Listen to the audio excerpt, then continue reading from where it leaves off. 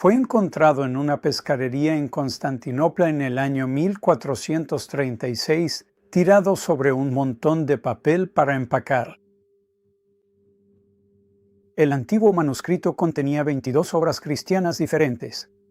Las primeras 5 se atribuían a Justino Mártir. Entre ellas, había una epístola escrita a un cierto Diogneto, cuyo nombre significa nacido de Zeus. El único manuscrito sobreviviente de la carta se perdió en un incendio en 1870 durante una guerra entre alemanes y franceses. No sabemos quién escribió la epístola.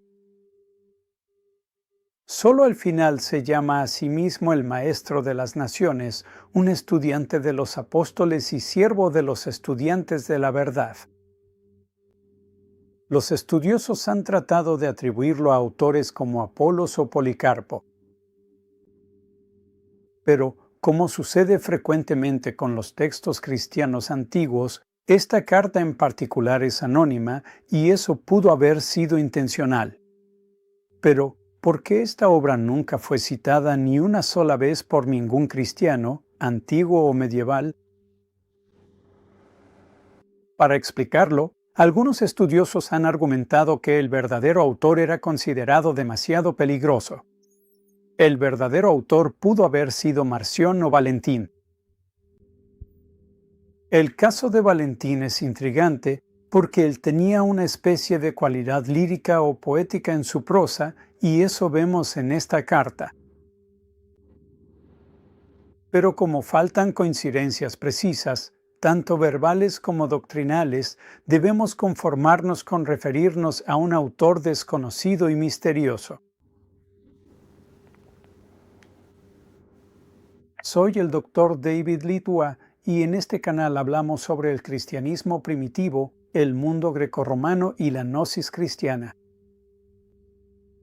Si les gusta el contenido completamente gratis y enteramente humano, espero que se suscriban a este canal. Vayan a mi Patreon y únanse a mi escuela en línea, la Academia Gnosis, donde encontrarán cursos actualizados en los campos de estudios gnósticos y herméticos, el Nuevo Testamento y el cristianismo primitivo. Si quieren resúmenes de la mejor y más reciente investigación, tanto de libros como de artículos, regístrense gratis en mi sitio web, el Archivo Gnóstico. Todos los enlaces están en la descripción.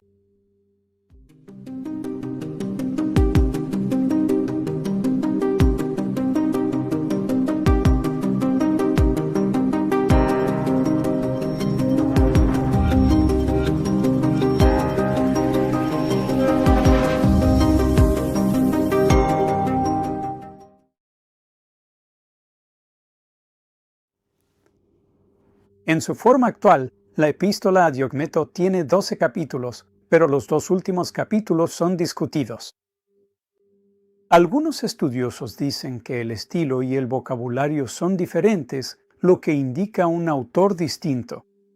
De hecho, el autor parece pasar de hacer una defensa de la fe a pronunciar una homilía, pero puede que se haya considerado apropiado un cierre más homilético después de la defensa formal de la fe cristiana. Y la historia del jardín del Edén, mencionada en el último capítulo, fue un tema clave para la apologética cristiana. En mi opinión, no hay pruebas contundentes para afirmar que los 2 últimos capítulos fueron definitivamente escritos por un autor distinto.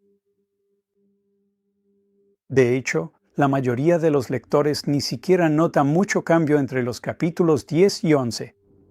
Un escriba señaló que aquí hubo una interrupción en el texto, así que podríamos estar perdiendo una o varias páginas. Pero no parece que tengamos 2 obras totalmente diferentes. Me parece interesante que los estudiosos conservadores no tengan problema en fechar la epístola a Diogneto hacia fines del siglo II. Después de todo, el autor parece asumir que el sistema de sacrificios judío seguía en vigor. Él se refiere a los judíos que sacrifican a Dios con sangre, grasa y holocaustos completos. Ahora bien, Si una cita así se encontrara en un libro del Nuevo Testamento, me atrevo a decir que los conservadores la aprovecharían e insistirían en que este libro fue escrito antes del año 70, cuando el templo todavía estaba en pie en el monte Sión en Jerusalén. Pero cuando se trata de Diogneto, se contentan con fecharlo un siglo después de que el templo fue destruido. Técnicamente, la epístola a Diogneto pudo haber sido escrita en cualquier momento antes del 324, cuando las persecuciones a los cristianos terminaron oficialmente en todas las regiones del imperio. Su datación hacia el siglo II se basa en la calidad y el contenido de la carta, así como en su género. El siglo II es simplemente cuando escribieron muchos otros apologetas cristianos.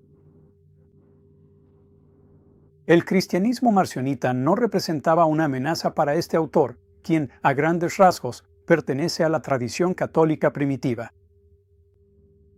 Esto podría sugerir que escribió un poco antes que Marción, más o menos en los años 130, pero el conocimiento que el autor tiene del Pablo canónico sugiere que escribió después del 150. Personalmente, yo estaría conforme con fechar esta obra en cualquier momento entre el 150 y el 300. La epístola a Diogneto es una apología, no una disculpa como en inglés, sino una apología en el sentido arcaico de defensa. Es una defensa de la fe cristiana frente a dos grupos presentados de forma muy simplificada, los griegos y los judíos. Desafortunadamente, la representación tanto de la religión helénica como de la judía es polémica y carece de matices. El autor asume que los pueblos helénicos en realidad adoraban los materiales de sus imágenes divinas, es decir, el oro, la plata y la madera, en vez de la presencia divina que temporalmente habitaba estos materiales. Es difícil ver cómo este argumento habría sido convincente para un verdadero devoto de los dioses griegos o romanos, cuando más adelante el autor ataca a los filósofos griegos. Ataca una versión caricaturizada de la física presocrática, probablemente algo que sacó de un manual donde se indica que el primer principio o Dios es el fuego, el agua o algún otro elemento. Nunca menciona a los platonistas ni a los estoicos, pero usa sus ideas más adelante, cuando asume la inmortalidad del alma y la idea de que el alma está distribuida por todo el cuerpo.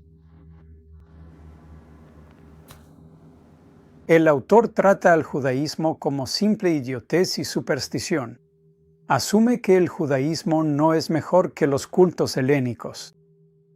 Sin pruebas, afirma que los judíos hacen ofrendas a Dios porque piensan que Dios necesita esas ofrendas. Pero ningún judío filosóficamente sofisticado jamás admitiría ese punto. El autor considera que los rituales y prácticas judías, como la circuncisión, no son pedagógicos, sino francamente ridículos. Al mismo tiempo, realiza la clásica jugada cristiana de silenciosamente apropiarse de la ética judía. Supuestamente, los cristianos son superiores a judíos y griegos por razones éticas. Pero la mayoría de los rasgos éticos que menciona como característicos de los cristianos, cosas como no abandonar a los bebés, no compartir parejas sexuales, no devolver insultos. Estas también eran características de los filósofos griegos y los judíos antiguos. La única distinción cristiana que intenta defender es el amor frente al odio del mundo. Los cristianos aman a quienes los odian. Y en virtud de esta virtud, el autor intenta persuadir a su audiencia de que los cristianos son para el mundo lo que el alma es para el cuerpo. Es decir, los cristianos preservan el mundo y le dan vida. El cuerpo odia al alma porque el alma limita sus placeres. Así, el mundo odia a los cristianos, aunque en realidad no saben exactamente por qué. El argumento sobre la superioridad ética cristiana es poético y cautivador. Para muchos, es el punto culminante de la carta. Pero la postura lógicamente se derrumba sobre sí misma. Por ejemplo, ¿cómo pueden los cristianos ser en verdad superiores en el amor cuando, en esta misma carta, las religiones y filosofías de otras personas, sus costumbres antiguas, son simplemente despreciadas? En última instancia, esta defensa del cristianismo debió haber sido diseñada para consumo interno, porque creo yo, sería casi imposible que un judío o un heleno real se convenciera con ella. Sinceramente, el autor no parece haber tenido contactos profundos ni comprensión de judíos y helenos reales en la calle, y especialmente de cómo pensaban sobre adorar a lo divino. Simplemente los condena. No asume que el judaísmo sea la base de la tradición cristiana. Como un típico apologeta, su mente está totalmente enfocada en su propia verdad y es ciego a cualquier verdad fuera de su muy restringida tradición. Y esto, a pesar de su consejo de, cito, deja atrás tu costumbre equivocada de pensar y conviértete, por así decirlo, en una persona nueva que está a punto de escuchar una nueva enseñanza. Sin embargo, la epístola a Diogneto es importante porque muestra cómo el cristianismo se volvió muy seguro de sí mismo en el siglo II y cómo un autor católico primitivo podía coincidir tan fácilmente con el contenido de lo que en otros lugares se identifica como pensamiento marcionita. Por ejemplo, Diogneto argumenta que nadie tenía idea de la verdadera naturaleza de Dios antes de la llegada de Cristo. Directamente citando la carta, ¿qué persona tenía alguna creencia sobre la naturaleza de Dios antes de que viniera Cristo? Nadie lo vio jamás ni lo dio a conocer, pero Dios se reveló a sí mismo. Estas son ideas que Marción asume basándose en textos del Evangelio, como encontramos en el versículo 22 del capítulo 10, donde dice que nadie conoce al Padre sino el Hijo. Ni tampoco se reconoce al Hijo, excepto el Padre y aquel a quien el Hijo se lo revela. La idea de que la fuerza o la compulsión no forman parte de la naturaleza de Dios es otra idea marcionita clave. Dios nunca es violento, Dios nunca obliga. Aún más marcionita es la enseñanza de que Dios es bondadoso y bueno. Sin ira, o en griego, aorditas. Dios no se enoja ni siente ira. Y este fue un punto en particular que Tertuliano mencionó al describir al Dios marcionita. El autor de Diogneto a veces también muestra una actitud marcionita hacia el Antiguo Testamento. Barterman afirma que la epístola a Diogneto no hace ninguna referencia al Antiguo Testamento. Por supuesto, eso solo es cierto si excluimos los dos últimos capítulos de la obra, si es que fueron escritos por una persona diferente. Estos dos capítulos hacen una referencia clara a la historia del jardín del Edén en Génesis 2 y 3. Incluso si excluimos estos capítulos, todavía hay una referencia a Génesis, una antes en el capítulo 10, cuando el autor dice que Dios formó a la humanidad a su propia imagen. Los maximalistas ven alusiones a una amplia variedad de escrituras judías incorporadas y frecuentemente evocadas en esta carta. Sin embargo, llama la atención que en una obra apologética no se apele al argumento de la profecía cumplida. o la idea de que los profetas judíos predijeron los acontecimientos cristianos o de Cristo. Este era el argumento principal de Justino Mártir y muestra por qué esta carta en particular nunca pudo haber sido escrita por Justino. La carta menciona la gracia de los profetas, pero no desarrolla esta idea. En esencia, el autor solo menciona de pasada la idea de que la ley y los profetas están en armonía con los evangelios y los apóstoles, pero nunca desarrolla esa conexión. Si la carta estaba principalmente dirigida a una audiencia helénica, quizá la profecía cumplida se consideró inapropiada en ese contexto. Pero Justino nunca pareció tener problema al usar ese argumento con los gentiles. O tal vez debemos considerar la posibilidad de que el autor de nuestra carta simplemente no conocía o no valoraba mucho el Antiguo Testamento. No hay ninguna cita directa de las Escrituras hebreas, ni una sola fórmula introductoria que presente una cita de la Escritura judía. A lo mucho, el autor se apoya vagamente en uno o dos pasajes del Antiguo Testamento. Pero en este sentido, Diogneto o la epístola a Diogneto se parece mucho a Policarpo o a Ignacio en la recensión media y la recensión corta, porque estos autores también apenas hacen referencia al Antiguo Testamento. Y no sabemos exactamente por qué surge este patrón en el siglo II, pero sigue siendo posible que estos autores simplemente no asumieran que las escrituras judías eran útiles para la enseñanza cristiana. Ciertamente, el autor de la epístola a Diogneto no tiene consideración alguna por los propios judíos. No asume que ellos hayan sido salvados, ni que lo sean, ni que lo serán en algún momento futuro.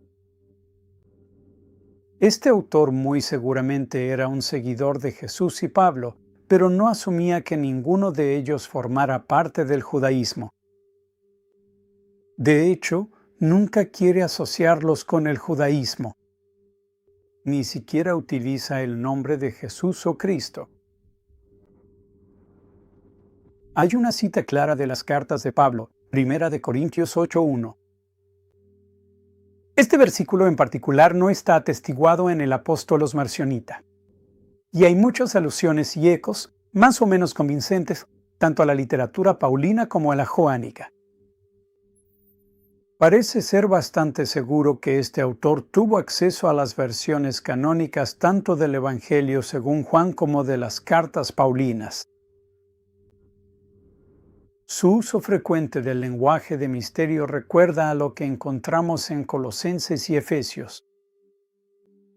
Por ejemplo, dice que el plan de Dios se mantiene oculto en un misterio hasta que es revelado por medio del Hijo de Dios. Ese tipo de lenguaje está por todas partes en Efesios. También aparece en la doxología que fue añadida a Romanos 16.